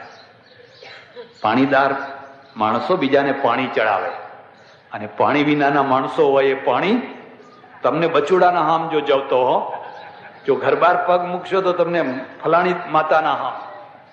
આ પાણી વિનાના માણસો પાણી ઉતારે. એ પેલા દરબારને પાણી ચડાવ્યું એટલે બહુ કહ્યું ત્યારે મઢ તૈયાર થયા. લાય તારે કે મારી તલવાર લાય ને ઢાલ લાવ. એટલે આપ્યા. અને પેલી એની પત્ની છે ને, એનો બાપ બહુ તેજસ્વી, એટલે એને પાણી લાવો તો હું જઉં એમ કે, તમારે ના જવું હોય તો લાવો હું જઉં એમ. હવે તો પછી નાક જ કપાઈ જાય કે આ ભાઈ રજપૂતાણી આવી છે એમના બદલામાં, તો ઉલટું નાક કપાઈ જાય. હે બેસ બેસ કે હું શું મરી ગયો છું એમ કે. પણ ઉભા રહો કે જ્યાં 2, 5, 10 ના માથા કાપ્યા વિના, પગ હાથ કાપ્યા વિના જો પાછા ઘરમાં આવશો તો પેસવા નહીં દઉં. ગયા કલાક, 2 કલાક, 3 કલાક ધીંગાણું ચાલ્યું, અને પછી ભાઈ પાછા આવ્યા. તલવારને લોહી બધું લાગેલું. પૂછ્યું શું કર્યું? કરે કે 8 ના તો માથા કાપ્યા ને 4 ના તો પગ કાપ્યા, 12 ના તો હાથ કાપ્યા. એ બધું ખરું, પણ તમને કોઈ જગ્યાએ ખરોચ નથી આવી, આટલું તમારા શરીર ઉપર લીટું ન થયું, તો એ કેમ બને? એમ કે ગાડી રે ગાડી તું સમજે નહીં. આ ધીંગાણું જેમ જેમ આગળ વધતું હતું, અને પેલા જે મરદા પડ્યા હતા ને એના માથા મેં તો કાપ્યા. પેલા બધા આગળ લડતા હતા, અહીં જે પેલા મરેલા માણસો પડેલા ને એના હાથ પગ કાપ્યા. તે કીધું તું ને માથા કાપીને આપજો, માથા કાપીને. ભાઈ રે ઘડવૈયા મારે ઠાકોરજી નથી, ભાઈ રે ઘડવૈયા મારે ઠાકોરજી નથી થાવ. અરે કવિ કેટલીક વાર શું અદભુત વાતો કરતો હોય છે. પથરા આગળ જઈને પેલો ઉભો છે સોમપુરા સલાડ, અને એની નજરમાં છે કે મારે ભગવાન બનાવવા છે, ભગવાન બનાવવા છે, કોઈ સારો પથરો મળી જાય. એને જોયું કે આ તો બહુ સરસ પથ્થર છે, ભગવાન બહુ સરસ બનશે રૂપાળા. અને ત્યારે પેલો પથ્થરો છે ને એ બોલતો થાય છે. જળને બોલાવે એનું નામ કવિ કહેવાય, ને બોલતા નથી, બધે આખી દુનિયા બોલાવે. ભાઈ રે ઘડવૈયા મારે ઠાકોરજી નથી થાવું. કેમ? એક ઠાકોરજી હવે એ મને ઘડીને તૈયાર કરો, અને બધા બ્રાહ્મણોને મંત્રો ભણે, નામ કરે, ને પછી વળી એક જગ્યાએ સ્થાપિત કરે, ને રોજ ગંગા ને જમનાની ઝાડીઓ ચડે, ને કેસરિયા સ્નાન કરાવે. ના, ત્યારે શું છે? સિંદૂરે સોપડાઈ જાઉં ઘડવૈયા મારે ઠાકોરજી નથી. પેલો પાડિયો કહેવાય ને, પાડિયો. કોઈ સિંદૂર હોય ને, સિંદૂર થી ચોપડીને એક જગ્યાએ મને ખોસી દે, એવો મારે પાડિયો ઘડાયેલો ના હોય. પાડિયો તો એવો રફ હોય. અને ત્યારે હવે અભિષેક કેવી રીતે થશે? આ ભગવાનને તો કેટલા મંત્રો ને રુદ્રી પાઠ ને ફલાણા પાઠ ને ગંગાજળ ને જમના જળ ને કેસરિયા સ્નાન ને નહીં. નમતી હાજે પેલી નમણી વિજોગણના 2 ટીપે આંસુડે નાવું, ઘડવૈયા મારે ઠાકોરજી નથી થાવ. જયારે સાંજ નમતી હોય, સૂર્ય આથમતો હોય, અને મારી પેલી વિજોગણ સ્ત્રી એ આવે અને મારા પાડિયા આગળ બેસીને એની આંખમાંથી 2 ટીપા મારા ઉપર પાડે, એ જ મારો અભિષેક. આ કેસર બેસરને ફેંક એક તરફ. નમતી હાજે પેલી નમણી વિજોગણના 2 ટીપે આંસુડે નાવું, ઘડવૈયા મારે ઠાકોરજી નથી થાવ. અને કેટલી ગજબની વાત કરી લીધી છે. તો તમારી પ્રતિષ્ઠા કોણ કરશે? કોણ? બેટડે બાપના મોઢડાના જોયા એવા કુમળા હાથે ખોડાવું. એ જયારે ધીંગાણે ચડ્યો તો ગામની આબરૂ રાખવા માટે, ત્યારે એની સ્ત્રી સગર્ભા હતી. એટલે બેટડે બાપના મોઢડાના જોયા. તો એ છોકરો જન્મ્યો નતો. જે છોકરાએ બાપના મોઢા નથી જોયા એવા કુમળા હાથે ખોડાવું, ઘડવૈયા મારે ઠાકોરજી નથી થાવ. તમે અર્થ સમજ્યા ઠાકોરજીનો? નથી સમજ્યા. મારે નેતા નથી થવું, મારે કાર્યકર્તા થવું છે. આ દેશનો અદાડો ક્યાંથી બેઠો? આ બધા પાડિયા હતા ને, એ ઉઠી ઉઠીને પેલી ખુરશી ઉપર ગોઠવાઈ ગયા. ગાંધીજીએ બધા પાળિયા કરેલા, ગામડામાં ખોડાઈ જાઓ, જ્યાં જે નાનું મોટું ગામ મળે ને એ ગામની અંદર ખોડાઈ જાઓ ને ત્યાં જ આખી જિંદગી પૂરી કરો. અને પછી તો આ પાળિયાઓ છે ને એમને એવા પગ આવ્યા ને દોટ મૂકી સીધી ગાંધીનગર, સીધા દિલ્હી, અને આ ગામડા પાળિયા વિનાના થઈ ગયા. અને એટલે એમની જગ્યાએ પેલા ગુંડા આવી ગયા. જે ગામની આબરૂ રાખનારા પાળિયા ખાલી પણ આવ્યું, એટલે હવે કોઈને કોઈ તો આવવાના. એટલે હવે એમની જગ્યાએ કોણ આવી ગયા છે? ગુંડાઓ આવી ગયા. અને ગુંડાઓ હવે શું કરે છે?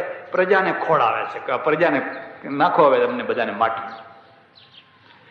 એટલે જટાયુ પક્ષી છે, પણ એની ભાવના બહુ ઊંચી છે. એને એમ છે કે હું મરું તો ખરો, પણ રામનું કામ કરતા કરતા મરું. અને મારું અહો ભાગ્ય કે હું રામનું કામ કરતા કરતા મરું. જર્મનીમાં એક કવિ થયો ગેટે, આખું જર્મનીને બેઠું કર્યું એને. હું તો તમને ભલામણ કરું છું, કદી નમાલું સાહિત્ય વાંચશો નહીં, કદી પણ ના વાંચશો, નહીં તો તમારી આખી પ્રજા નમાલી થઈ ગઈ વાંચી વાંચીને, આ કથાઓ સાંભળી સાંભળીને થઈ. એ ગેટે લખ્યું છે, જર્મનો ઉઠો, ખાટલામાં પડીને મરવા માટે તમે જન્મ્યા નથી. એ ખાટલામાં કફ અટકી ગયો હોય ને ગળફો નાની કરતો હોય ને કોઈ પાણી મૂકે ને હુ 6 મહિના રીબાઈને તમે મરો. ઉઠો, યુદ્ધના મેદાનમાં જઈને મરો. તમારું મરણ તો યુદ્ધના મેદાનમાં છે. આખું એક નવું જર્મની પેદા થયું. અહીંયા જટાયુ છે, એ જટાયુએ કહ્યું હું મરીશ, પણ રામનું કામ કરતા કરતા મરીશ. અને રામ પગાર નથી આપતા, રામ કોઈ પગાર નથી આપતા. જટાયુ ને દશરથને મૈત્રી હતી, બેયને ભાઈબંધી હતી, અને એ ભાઈબંધીના કારણે બાપની સાથેની ભાઈબંધી હવે છોકરાના ઉપર એ વાળે છે. અને હું તો તમને ખાસ વાત કહું છું, સંબંધની કસોટી ઉપસ્થિતિ નહીં, ગેરહાજરી છે. તમે હાજર હોવ, તમે જીવતા હોવ, અને કોઈ તમારી ચારે તરફ આંટા ફેરા માર્યા કરે, એનું કોઈ મહત્વ નથી. પણ તમે ન હો, તમે મરી ગયા હો, અને પેલો માણસ આવીને ઉભો રહે, તમે ચિંતા ના કરશો, આ છોકરાને હું પરણાવીશ, આ દીકરી હું પરણાવીશ, તમારા પ્રસંગો, એ મારો ભાઈબંધ મરી ગયો છે પણ હું જીવું છું.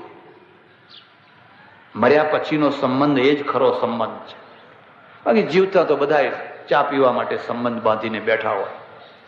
જટાયુએ જાણ્યું કે દશરથ મરી ગયા છે, દશરથનો દીકરો જીવતો છે, અને દશરથના દીકરા ઉપર આજે વિપત્તિના વાદળો ચાલી રહ્યા છે, તો મારી શક્તિ પ્રમાણે એનું રક્ષણ અને એને કંઈ સેવા કરવી જોઈએ. જટાયુ અને રાવણને એવી લડાઈ થઈ, ઘનઘોર લડાઈ.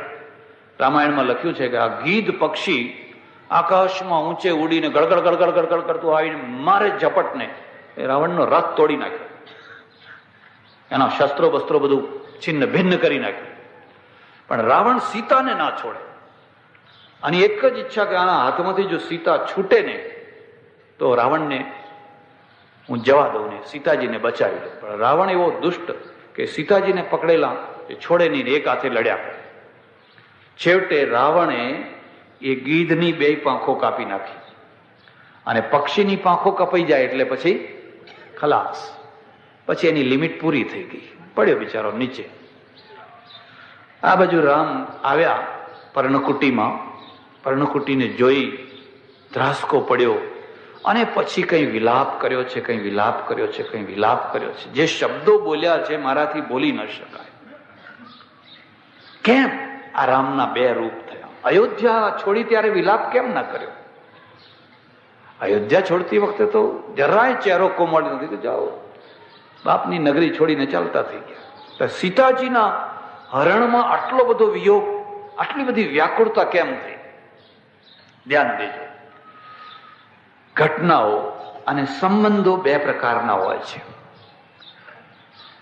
જેમાં અર્થની પ્રધાનતા હોય, સત્તાની પ્રધાનતા હોય, સ્વાર્થની પ્રધાનતા હોય, સુખની પ્રધાનતા હોય, એવી ઘટનાઓ.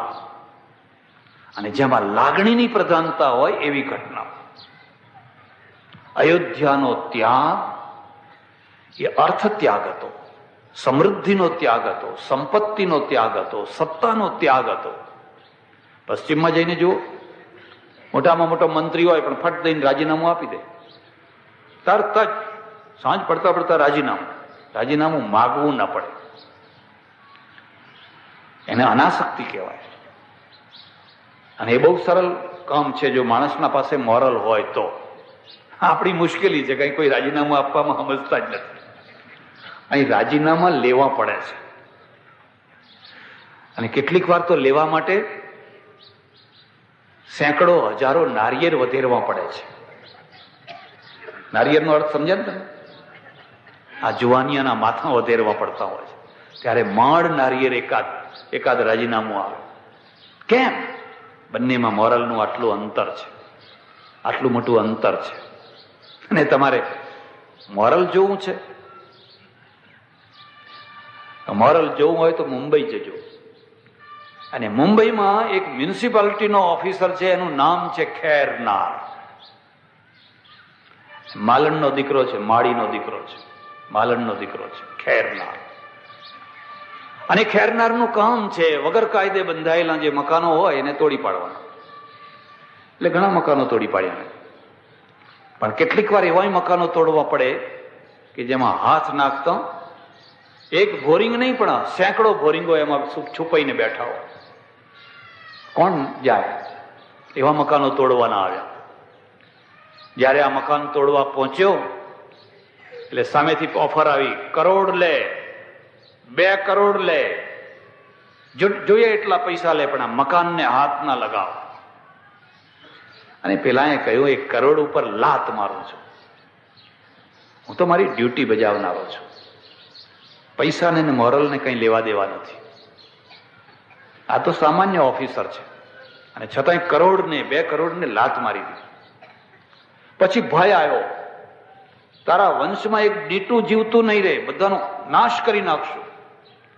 તમે નાશ કરીને જ બેઠા છે. મકાનો તોડી નાખ્યા, તમે જાણતા હશો, મકાનો તોડી નાખ્યા.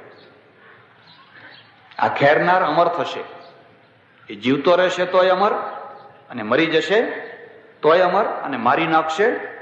અમે નહીં મરવા દઈએ એને, અમે એને આખી દુનિયામાં એની ચર્ચા કરશું, કારણ કે ચર્ચા મોરલની થતી હોય છે. તો મને ખબર નથી કે આ કરોડને લાત મારનારા દિલ્હીમાં કોઈ માણસો બેઠા છે કે નથી બેઠા, કે કરોડને ગજવામાં મૂકનારા બેઠા છે. અને જો ગજવામાં મૂકનારા બેઠા હોય એ મરી જવાના, એમનો કોઈ ઇતિહાસ નહીં, એમનો કોઈ ઇતિહાસ નહીં. વર્તમાનનો ઇતિહાસ ન હોય, ઇતિહાસ ભૂતકાળનો હોય. માણસ ન હોય ત્યારે એનો ઇતિહાસ લખાય. વર્તમાનમાં બિરદાવલી હોય, ખમા બાપુ, ખમા બાપુ, ખમા બાપુ. એ બિરદાવલી એ ઇતિહાસ નથી, ભૂતકાળનો ઇતિહાસ હોય. જટાયુ પક્ષી, પાંખ કપાઈ ગયા અને પડ્યો બિચારો નીચે, અને રામ રો કકડ કરી રહ્યા છે. કેમ? અયોધ્યાનો જે વિયોગ હતો એ સંપત્તિનો, સત્તાનો વિયોગ હતો, એટલે એ આઘાતને સહન કરી શક્યા. પણ અહીં સીતાનો જે વિયોગ છે એ લાગણીનો વિયોગ છે. અને આમાં 2 રૂપ છે. જો સીતા મરી ગઈ હોત ને તો સમજ્યા બરાબર છે. હવે જેના હાથમાં ગઈ છે એનું થતું શું હશે? તમે કલ્પના કરી શકો છો કે તમારી રૂપાળી પત્ની હોય અને તમારા ઉપર અત્યંત પ્રેમ રાખનારી, ગુણવાન હોય, શીલવાન હોય, અને ગુંડાઓના હાથમાં જકડાઈ ગઈ હોય, તો તમે પછી સ્વસ્થ થઈને બેસી શકો? તો તમારી લાગણીઓ હચમચી ઉઠે ને એ લાગણીઓ જે હચમચી ઉઠે ને એમાંથી ઇતિહાસનું નિર્માણ થાય. એટલે રામ છે ને એ વિલાપ કરે છે, રોકકડ કરે છે. ગોદાવરી, તું જાણે છે કોણ લઈ ગયું સીતાને? રે રે વૃક્ષા દશરથ તનય વ્યાકુલાત્મા. અરે હે વૃક્ષો, હું દશરથનો દીકરો વ્યાકુળ થઈને પોકારું છું. મારી સીતાને તમે જોઈ? મારી સીતાને તમે જોઈ?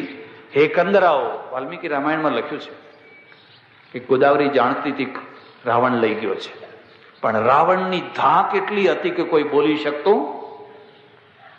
એટલે આજે પણ એવું હોય છે, ઘણી વાર ઘટનાઓ ઘટી હોય ને લોકો જાણતા હોય, પણ પેલાની ધાક એવી હોય કે પોલીસના આગળ કોઈ મોઢું ઉગાડી શકે કે જો ઉગાડ્યા તો આપણે જ ગયા જાવ.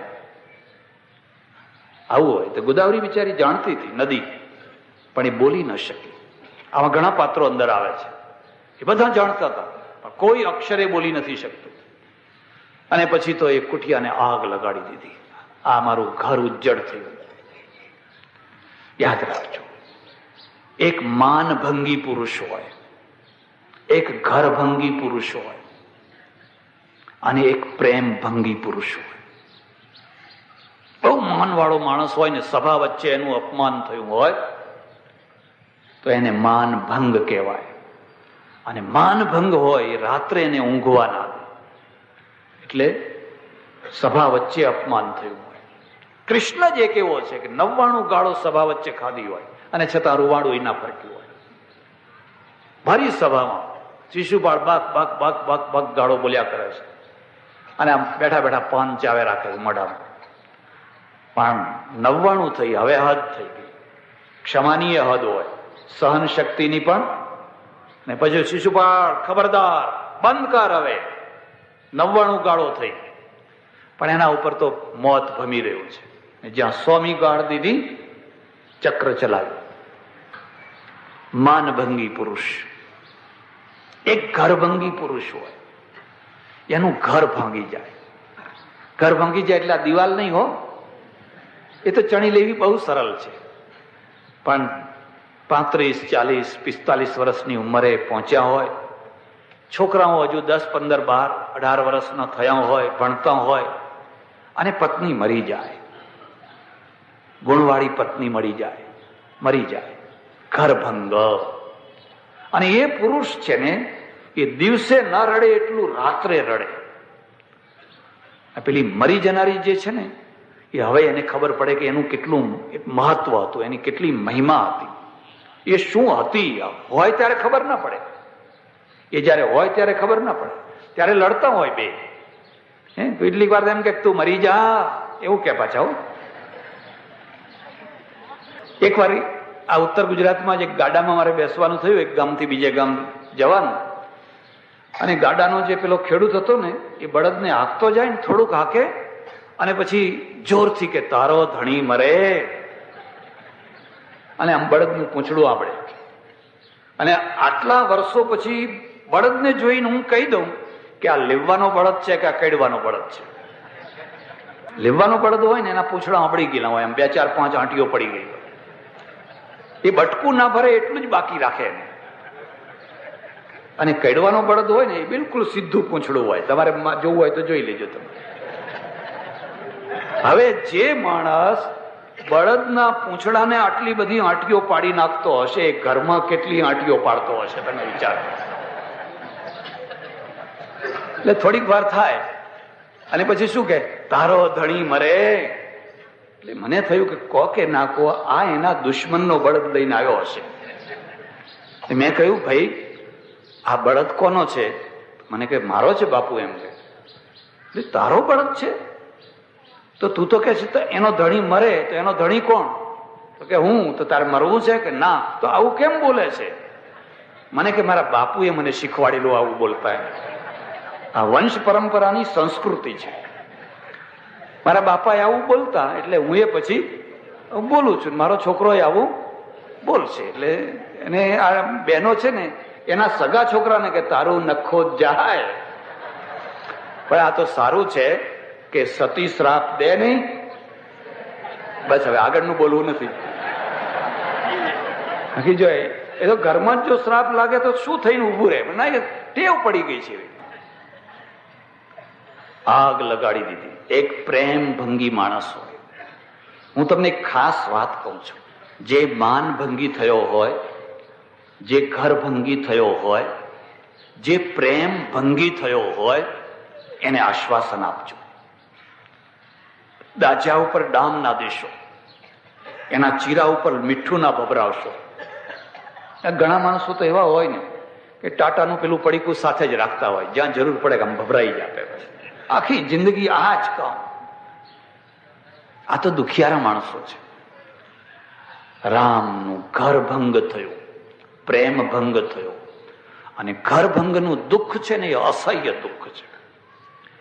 અને પ્રેમ ભંગ થયો, અરો કકડ કરે છે. આગળ જતા જતા જટાયુ પક્ષી મળ્યું.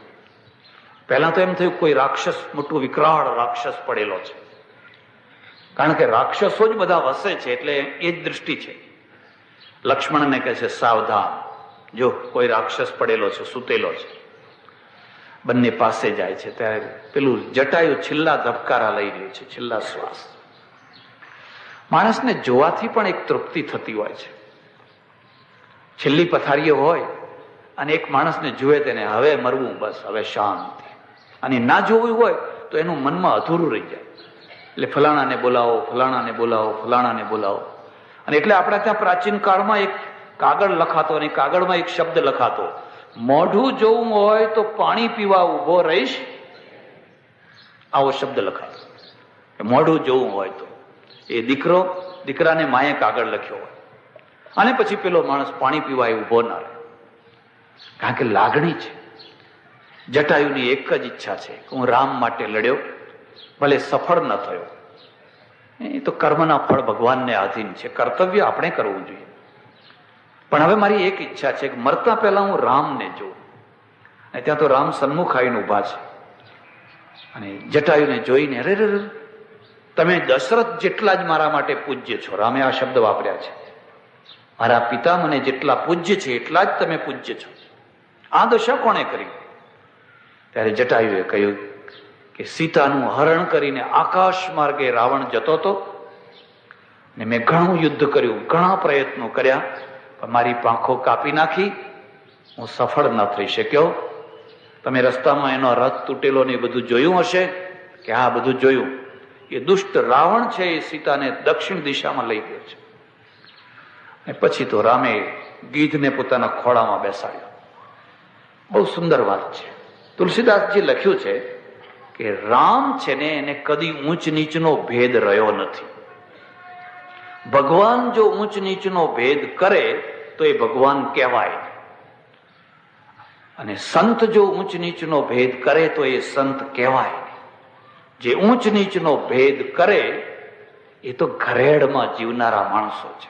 રામે ગીધને ખોળામાં બેસાડ્યો. અને તુલસીદાસજી આખું કાવ્ય લખ્યું છે. સ્વપચ કિરાત કોલ, સ્વપચ એટલે ચાંડાલ, પેલી ગણિકા, પેલો સદનો કસાઈ, અધમ તે અધમ, અધમસી અધમ, એ બધાને પોતાના બનાવ્યા અને ખોળામાં બેસાડી અને એના માથા ઉપર હાથ ફેરવવા લાગ્યા. તમે ઇતિહાસ જોજો. આગાખાન મહેલમાં ગાંધીજીને નજર કેદ કરેલા, અને કસ્તુરબાનો દેહ વિલય ત્યાં થયો, આગાખાન મહેલમાં, પૂનામાં. અને બાપુ છે એમના ખોળામાં માથું મૂકીને કસ્તુરબાએ દેહ છોડ્યો. કેમ? ખોળામાં માથું મૂકવાનો શું અર્થ છે? ઓશિકા ઉપર માથું મૂક્યું હોય તો? ઓશિકામાં અને ખોળામાં બહુ મોટું અંતર છે. મારી વાત ઉપર વિશ્વાસ ન હોય તો એક નાના છોકરાને રત્ન જડેલું ઓશિકું આપજો, એ ઓશિકા ઉપર બેસશે કે એની માના ખોળામાં બેસશે? કૂતરાનું ગલુડિયું એની માના ખોળામાં જઈને બેસશે કે ક્યાં બેસશે? એ ખોળામાં જે વાલ છે, જે પ્રેમ છે, જે હૂંફ છે, જે લાગણી છે, એ કઈ સોના ચાંદીમાં એ લાગણી હોતી? અને ગાંધી જેવા સમર્થ પુરુષ પણ પોતાની પત્ની છે, એ પત્નીની છેલ્લા શ્વાસો પોતાના ખોળામાં માથું મુકાવી, માથા ઉપર હાથ ફેરવતા ફેરવતા ફેરવતા પૂર્ણ સ્વસ્થતાથી, એ કસ્તુરબા પણ પૂર્ણ સ્વસ્થ અને ગાંધીજી પણ પૂર્ણ સ્વસ્થ. અહીંયા જટાયુ છે, એ જટાયુ રામના ખોળામાં માથું મૂકી શરીર એને પંપાડતા પંપાડતા જટાયુએ શરીર ત્યાગ કર્યો. રામાયણ લખે છે કે રામે એનો અગ્નિદાહ કર્યો. પિતાનો અગ્નિદાહ તો એ કરી શક્યા નહીં, કારણ કે અયોધ્યાથી નીકળી ગયા હતા. પણ પિતા બરાબર અને છેવટની ઘડી સુધી એ રામનું કામ કરવા માટે જેને પ્રાણ આપ્યા એવા જટાયુનો અગ્નિ સંસ્કાર પોતે કર્યો. હું તમને એક બીજી ભલામણ કરું છું. તમારા અડોશી પડોશી આગળ પાછળ કોઈ માણસ હોય એના અગ્નિદાહમાં જરૂર જજો. લગ્નમાં ના જવું હોય તો ના જજો. બાકી જાનમાં જવા તો બધા લાડડો પાન ચાવે ને રસ, લાડડો રસ ઢોળતો હોય એના કરતા આ બીજા વધારે રસ ઢોળતા હોય. પછી રસ બગાડતા હોય, રસ ઢોળતા શું હોય, એ કરવું હોય તો કરજો, ના કરવું હોય તો કઈ નહીં. પણ કોઈ આજુબાજુમાં પણ કોઈનું મરણ થયું હોય તો એમાં જરૂર જજો. રામાયણ જીવનનો ગ્રંથ છે, જીવનના પ્રશ્નો ને લઈને ચાલે છે અને એના ઉકેલ પણ લઈને ચાલે છે. અંબે માત, ઉમિયા માત, સદગુરુદેવ નમઃ પાર્વતી પતે. હર હર મહાદેવ. જય અંબે માં, જય અંબે.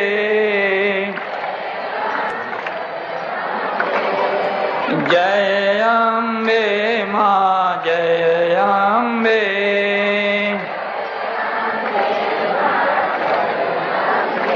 એ જય અંબે માં, જય અંબે.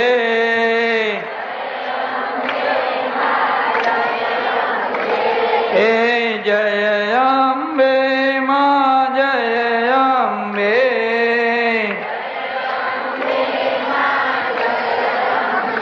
એ જય અંબે માં, જય અંબે.